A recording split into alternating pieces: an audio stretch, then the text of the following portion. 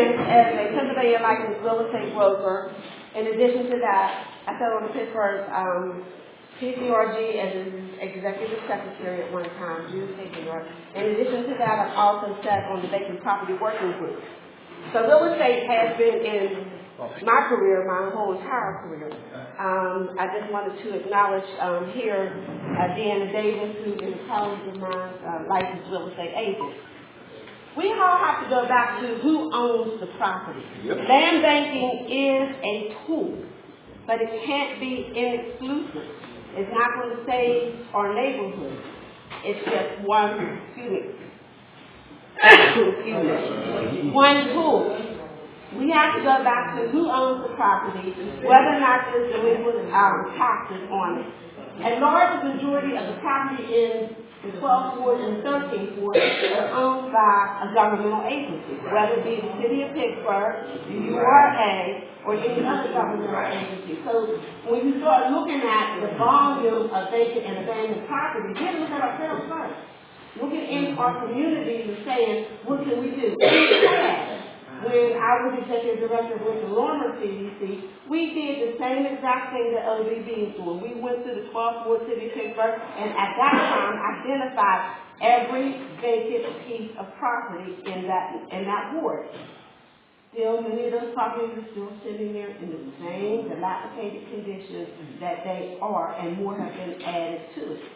The URA has worked with community groups like ELDI in the past, where those groups have been able to identify and put in a pipeline under the Mayor Murphy's administration properties that they wanted to reclaim or put in land banking or set aside for them to redevelopment. But in order for that to happen, you had to have a development plan. You had to have funding. Stephanie, you're agreeing with me? Funding in place in order for that land, for that property to move out of the land bank. So when we start talking about land banking, it is a tool, but it's not going to address the volumes and volumes of vacant properties that are currently situated in our neighborhoods and the ones that are coming on board every day.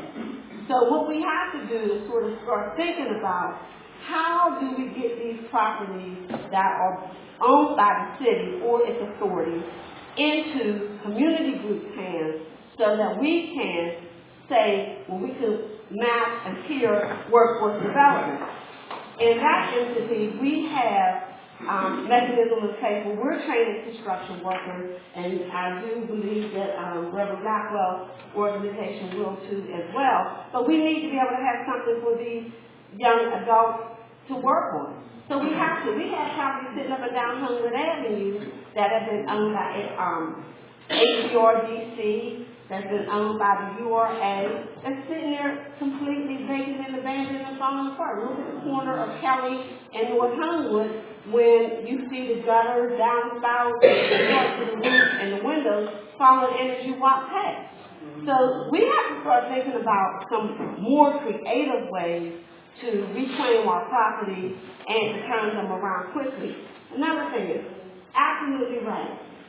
As a real estate broker, I have witnessed this time and time again. The landowners here in the state of Pennsylvania have an abundant amount of rights to their properties, whether they're in good repair or disrepair. They have those rights, and it's hard to take them. So we have to come back and say, what can we do to reclaim these properties, put them back on the tax rolls, sell them? And you're right. As a real estate broker, I'm going to tell you that the property values in Homewood and the 12th and 13th Ward are extremely high. They're at giveaway prices.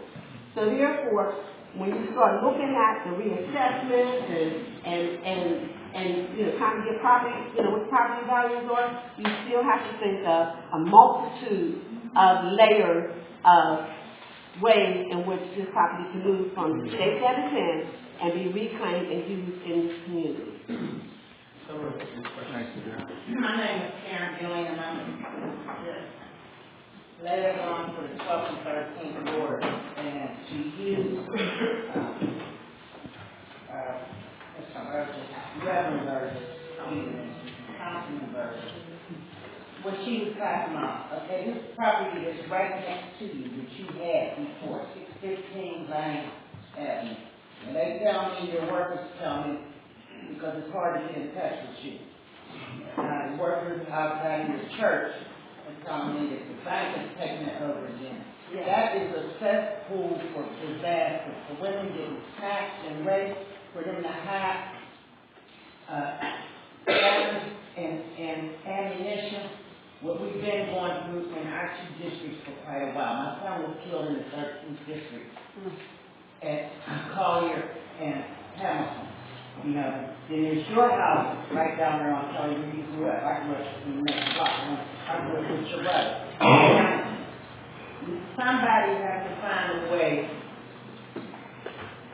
to let us put together, if we're going to get this on a monthly basis, paying some of these properties that are up here, and then force URA, who you allow to take over most of the property in our two districts, that we don't have privy to, because URA is not going to let us have it. It all comes under you. I'll give you an example of, you're on the board for Housing Authority, and at 7031, where those older people were promised 100 units. We didn't have money for that, but just putting up a new one up here. But meanwhile, I need Housing Authority to maintain that property summer and winter. Somebody's going to get hurt down there, and then I don't want to hear nothing about the football field and the rest of that. I'm saying you're promised 100 units. Eventually, they get to that, but we got a football field up here. We need places for people to stay. We need a store.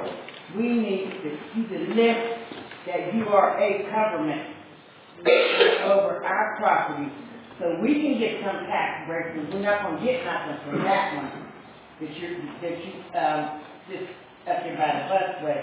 Now, still, that's going to be a hazardous to those older people's health and well-being.